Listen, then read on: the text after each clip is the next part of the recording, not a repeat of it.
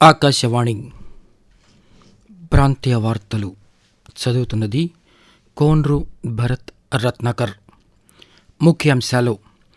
ఉత్తరాఖండ్ ముఖ్యమంత్రి పుష్కర్ సింగ్ ధామీ ఈరోజు రాష్ట్రంలో పర్యటిస్తున్నారు. ప్రభుత్వం అన్ని వర్గాల ప్రజల సంక్షేమానికి కృషి చేస్తోందని దేవాదాయ శాఖ మంత్రి ఆనవ రామనారాయణ రెడ్డి పేర్కొన్నారు. రాష్ట్రంలోని అన్ని ప్రాంతాలను అభివృద్ధి చేయాలన్నదే ప్రభుత్వ లక్ష్యమని సాంఘిక సంక్షేమ శాఖ మంత్రి డోలా శ్రీ బాలవీరాంజనేయ స్వామి చెప్పారు. సూర్యఘర్ పథకంతో విద్యుత్ వినియోగదారులకు ఎంతో మేలు జరుగుతుందని విద్యుత్ శాఖ మంత్రి గొట్టిపాటి రవికుమార్ తెలిపారు. ఈ నెల 21వ తేదీన పల్స్ పోలియో కార్యక్రమం నిర్వహించనున్నట్లు వైద్య ఆరోగ్య శాఖ మంత్రి వై సత్యకుమార్ యాదవ్ వెల్లడించారు. వార్తల వివరాలు. ఉత్తరాఖండ్ ముఖ్యమంత్రి పుష్కర్ సింగ్ ధామీ ఈరోజు రాష్ట్రంలో పర్యటిస్తున్నారు. అన్నమయ్య జిల్లా మదనపల్లిలో వాజ్పేయి విగ్రహాన్ని పుష్కర్ సింగ్ ధామీ ఆవిష్కరించారు. అనంతరం అటల్ మోదీ సుపరిపాలన కార్యక్రమంలో ఆయన పాల్గొన్నారు. ప్రభుత్వం అన్ని వర్గాల ప్రజల సంక్షేమానికి కృషి చేస్తోందని రాష్ట్ర దేవాదాయ శాఖ మంత్రి ఆనవ రామనారాయణ రెడ్డి పేర్కొన్నారు. నంద్యాలలో ఈరోజు ఆయన పాత్రికేయుల సమావేశంలో మాట్లాడుతూ నంద్యాల జిల్లాలోని ప్రాచీన చారిత్రక దేవాలయాల పునరుద్ధరణకు, జీర్ణోద్ధరణకు ప్రత్యేక నిధులు కేటాయించి కార్యాచరణ రూపొందిస్తున్నట్లు చెప్పారు. దేవాలయాలను సమగ్రంగా అభివృద్ధి చేసేందుకు ప్రభుత్వం కట్టుబడి ఉందని మంత్రి ఆనవ రామనారాయణ రెడ్డి పేర్కొంటూ, రాష్ట్రంలో పాలక వర్గాలని నియమించడానికి అర్హత కలిగిన ఆలయాలు 1472 వచ్చాయి. 932 ఆలయాలకి పాలక వర్గాలని ఇప్పటికే ఏర్పాటు చేశాం.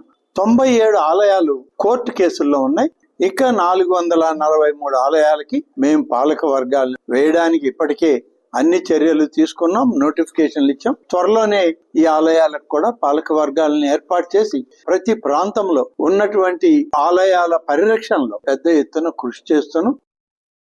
రాష్ట్రంలోని అన్ని ప్రాంతాలను అభివృద్ధి చేయాలన్నదే ప్రభుత్వ లక్ష్యమని సాంఘిక సంక్షేమ శాఖ మంత్రి డోలా శ్రీ బాలవీరాంజనేయ స్వామి పేర్కొన్నారు. విశాఖపట్నం ఉత్తర నియోజకవర్గంలో శాసనసభ్యులు విష్ణుకుమార్ రాజుతో కలిసి ఇళ్ల పత్రాలను మంత్రి నిన్న పంపిణీ చేశారు. ఈ సందర్భంగా ఆయన మాట్లాడుతూ ప్రభుత్వం ప్రజలకు ఇచ్చిన హామీలన్నీ అమలు చేస్తోందని తెలిపారు. అన్ని వర్గాల ప్రజల సంక్షేమమే లక్ష్యంగా ప్రభుత్వం ముందుకు సాగుతుందని చెప్పారు. ఎస్సీ, బీసీల ఇళ్లపై సోలార్ కరెంటు ఏర్పాటు చేసేందుకు ప్రభుత్వం చర్యలు తీసుకుంటుందని మంత్రి తెలిపారు. సూర్యఘర్ పథకంలో విద్యుత్ వినియోగదారులకు ఎంతో మేలు జరుగుతుందని విద్యుత్ శాఖ మంత్రి గొట్టిపాటి రవికుమార్ తెలిపారు. బాపట్ల జిల్లా అద్దంకిలో ఆయన ఈరోజు పలు అభివృద్ధి కార్యక్రమాలకు శంకుస్థాపనలు చేశారు. ఈ సందర్భంగా మంత్రి గొట్టిపాటి రవికుమార్ మాట్లాడుతూ ప్రభుత్వం ఎన్నో సంస్కరణలు తీసుకొచ్చి విద్యుత్ వ్యవస్థను గాడిలో పెట్టినట్టు చెప్పారు. గతంలో పెరిగిన ట్రూ అప్ ఛార్జీలను ట్రూ డౌన్ దిశగా కార్యాచరణ చేస్తున్నట్లు మంత్రి వివరించారు. పార్వతీపురం మన్యం జిల్లాలోని పోలమాంబ గిరిజన జాతరలో తాగునీరు, పారిశుద్ధ్యం, తాత్కాలిక మరుగుదొడ్లు ఏర్పాటు చేయాలని గిరిజన సంక్షేమ శాఖ మంత్రి గుమ్మిడి సంధ్యారాణి అధికారులను ఆదేశించారు. పోలమాంబ గిరిజన జాతర ఏర్పాట్లపై ఆమె ఈరోజు సమీక్షా సమావేశం నిర్వహించారు. ఈ సందర్భంగా ఆమె మాట్లాడుతూ జాతర సమయంలో వైద్య శిబిరాలు, అంబులెన్సులు సిద్ధంగా ఉంచాలని సూచించారు.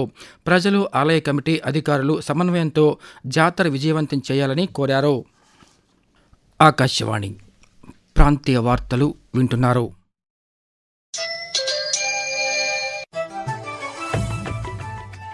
నిరంతర వార్తా విశేషాల కోసం న్యూస్ ఆన్ ఎయిర్ యూట్యూబ్ ఛానల్ను, newsonair.gov.in వెబ్సైట్ను, ట్విట్టర్లో ఆల్ ఇండియా రేడియో న్యూస్ను వీక్షించండి. తెలుగు ప్రాంతీయ వార్తా విశేషాల కోసం ఆకాశవాణి న్యూస్ విజయవాడ మరియు ఆకాశవాణి న్యూస్ విశాఖపట్నం యూట్యూబ్ ఛానల్స్ను వీక్షించండి.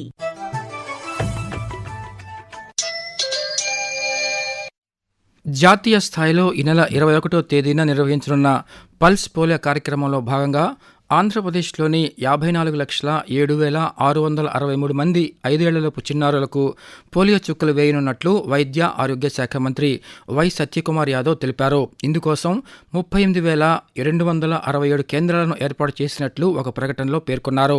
ఇప్పటికే 61,26,120 డోసుల చుక్కల మందును అన్ని జిల్లాలకు పంపిణీ చేసినట్లు తెలిపారు. ఈ నెల 22, 23 తేదీల్లో 76,534 బృందాలు ఇంటింటికి వెళ్లి పరిశీలిస్తాయని, పోలియో చుక్కలు వేయించుకొని వారు ఉంటే గుర్తించి వారికి చుక్కల మందు ఇస్తారని మంత్రి పేర్కొన్నారు. నంద్యాల జిల్లా అవుకు జలాశయాన్ని రోడ్డు భవనాల శాఖ మంత్రి బీసీ జనార్దన్ రెడ్డి అధికారులతో కలిసి ఈరోజు పరిశీలించారు. రివిట్మెంట్ పనుల్లో గండి పడటానికి ఆస్కారం లేకుండా పటిష్ట భద్రతా చర్యలు తీసుకోవాలని అధికారులను ఆదేశించారు. భవిష్యత్తులో నీరు కారే సమస్య ఉత్పన్నం కాకుండా మరమ్మత్తు పనులు చేయాలని చెప్పారు. పనుల నాణ్యత ప్రమాణాల విషయంలో కఠినంగా వ్యవహరించాలని అధికారులకు మంత్రి దిశానిర్దేశం చేశారు. విజయవాడలో జనవరి 2వ తేదీ నుంచి 12వ తేదీ వరకు 36వ విజయవాడ పుస్తక మహోత్సవాన్ని నిర్వహించనున్నట్లు బుక్ ఫెస్టివల్ సొసైటీ అధ్యక్షులు టి మనోహర్ నాయుడు తెలిపారు. విజయవాడ బుక్ ఫెస్టివల్ సొసైటీ ఆవరణలో 36వ పుస్తక మహోత్సవం వాల్ పోస్టర్ను నిన్న ఆయన ఆవిష్కరించారు. అనంతరం ఆయన పాత్రికేయులతో మాట్లాడుతూ 10 రోజుల పాటు సాహిత్య, సాంస్కృతిక కార్యక్రమాలు, పుస్తక ఆవిష్కరణలు, రాయలసీమ, ఉత్తరాంధ్ర, కోస్తాంధ్ర, తెలంగాణ, అనువాద దృశ్యమాలిక, బాల సాహిత్యాలు మొదలైన అనేక అంశాలపై సదస్సులు జరగనున్నట్లు బుక్ ఫెస్టివల్ సొసైటీ అధ్యక్షులు టి మనోహర్ నాయుడు తెలియజేస్తూ ఈ పుస్తక ప్రదర్శన ప్రారంభం చేయడానికి ముఖ్యమంత్రి గారు, అదేవిధంగా ఉప ముఖ్యమంత్రి గారు, కొంతమంది మంత్రులను కూడా ఆహ్వానించాం. వారు కూడా అందరు సుముఖం వ్యక్తం చేశారు. 250 నుంచి 300 స్టాల్స్ ఏర్పాటు చేస్తున్నాం. దక్షిణాఫ్రికా క్రికెట్ జట్టు భారత పర్యటనలో భాగంగా 5 టీ20 మ్యాచ్ల సిరీస్లో 3వ టీ20 క్రికెట్ మ్యాచ్ ఈరోజు జరగనుంది. హిమాచల్ ప్రదేశ్ రాష్ట్రంలోని ధర్మశాలలో జరగనున్న ఈ మ్యాచ్ రాత్రి 7 గంటలకు ప్రారంభం కానుంది. మొదటి మ్యాచ్లో భారత్ విజయం సాధించగా రెండో మ్యాచ్లో దక్షిణాఫ్రికా గెలిచింది. ప్రపంచ తెలుగు చిత్రకారుల సమాఖ్య TWAAS ఆధ్వర్యంలో 4వ చిత్రకళా సంత విజయవాడలోని టీటీడీ కళ్యాణ మండపం రోడ్లో ఉదయం 9 గంటల నుంచి రాత్రి 9 గంటల వరకు జరగనుంది. ఇంటింటికి ఒక పెయింటింగ్ అనే ఇతివృత్తంతో ఈ కార్యక్రమాన్ని నిర్వహిస్తున్నారు.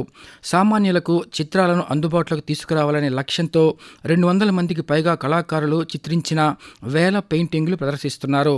చిత్రాల ద్వారా తెలుగు సంస్కృతి, సంప్రదాయాలను తెలియచేసేలా ఈ కార్యక్రమాన్ని నిర్వహిస్తున్నట్లు నిర్వాహకులు తెలిపారు. యువత ఆరోగ్య సంరక్షణపై దృష్టి సారించాలని తూర్పు నావికాదళ అధిపతి సంజయ్ భల్లా పేర్కొన్నారు. విశాఖపట్నం బీచ్ రోడ్లో 42K, 21K, 10K, 5K విభాగాల్లో నేవీ మారథాన్ రన్ను తూర్పు నావికాదళ అధిపతి సంజయ్ భల్లా ఈరోజు ప్రారంభించారు. అనంతరం ఆయన మాట్లాడుతూ ఉదయం వ్యాయామం, నడక, మారథాన్ కార్యక్రమాలు ఆరోగ్యానికి మేలు చేస్తాయని చెప్పారు.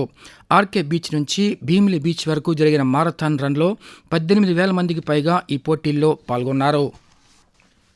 ప్రధానమంత్రి నరేంద్ర మోదీ తన మనసులోని భావాలను ఆకాశవాణి ద్వారా దేశ ప్రజలతో పంచుకునే మన్ కీ బాత్ మనసులోని మాట కార్యక్రమం 129వ సంచిక ఈ నెల 28వ తేదీ ఆదివారం ప్రసారమవుతుంది. మన్ కీ బాత్ కార్యక్రమానికి ప్రజలు తమ సూచనలు అందించాలని ప్రధానమంత్రి కోరారు. ప్రజలు తమ స్వర సందేశాలను 1800-117800 నంబరుకు ఈ నెల 26వ తేదీ వరకు పంపవచ్చు. వాతావరణం. ఆంధ్రప్రదేశ్ యానాంలో దిగువ ట్రోపో ఆవరణంలో ఈశాన్య దిశగా గాలులు వీస్తున్నాయని అమరావతి వాతావరణ కేంద్రం తెలిపింది. దీని ప్రభావంతో ఆంధ్రప్రదేశ్లో రానున్న 2 రోజులు పొడి వాతావరణం నెలకొనే అవకాశం ఉందని వాతావరణ శాఖ అధికారి బి శేఖర్ తెలియజేస్తూ ఆంధ్రప్రదేశ్ మరియు యానంలో దిగువ ట్రోపో ఆవరణంలో ఈశాన్య దిశగా గాలులు వీస్తున్నాయి. వీటి ఫలితంగా కోస్తా ఆంధ్రప్రదేశ్, యానం మరియు రాయలసీమలలో ఈరోజు పొడి వాతావరణం ఏర్పడే అవకాశం ఉన్నది. ప్రాంతీయ వార్తలు ముగించే ముందు ముఖ్యాంశాలు మరోసారి. ఉత్తరాఖండ్ ముఖ్యమంత్రి పుష్కర్ సింగ్ ధామీ ఈరోజు రాష్ట్రంలో పర్యటిస్తున్నారు. ప్రభుత్వం అన్ని వర్గాల ప్రజల సంక్షేమానికి కృషి చేస్తోందని దేవాదాయ శాఖ మంత్రి ఆనవ రామనారాయణ రెడ్డి పేర్కొన్నారు. రాష్ట్రంలోని అన్ని ప్రాంతాలను అభివృద్ధి చేయాలన్నదే ప్రభుత్వ లక్ష్యమని సాంఘిక సంక్షేమ శాఖ మంత్రి డోలా శ్రీ బాల వీరేంజనేయ స్వామి చెప్పారు. సూర్యఘర్ పథకంతో విద్యుత్ వినియోగదారులకు ఎంతో మేలు జరుగుతుందని విద్యుత్ శాఖ మంత్రి గొట్టిపాటి రవికుమార్ తెలిపారు. ఈ నెల 21వ తేదీన పల్స్ పోలియో కార్యక్రమం నిర్వహించనున్నట్లు వైద్య ఆరోగ్య శాఖ మంత్రి వై సత్యకుమార్ యాదవ్ వెల్లడించారు. ఆకాశవాణి ప్రాంతీయ వార్తలు ఇంతటితో సమాప్తం. తిరిగి సాయంత్రం 6:10 విశాఖపట్నం కేంద్రం నుంచి ప్రాంతీయ వార్తలు వింటారు.